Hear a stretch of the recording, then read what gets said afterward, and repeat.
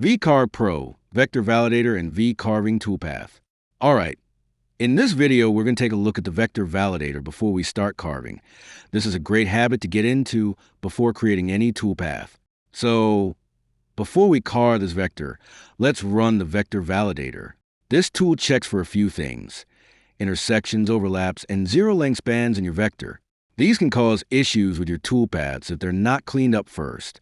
In this example, you'll see we just have intersections to deal with, no overlaps or zero-length spans, which is good. Let's go ahead and close the Vector Validator for now. To fix this intersection, we're going to use the Trim tool.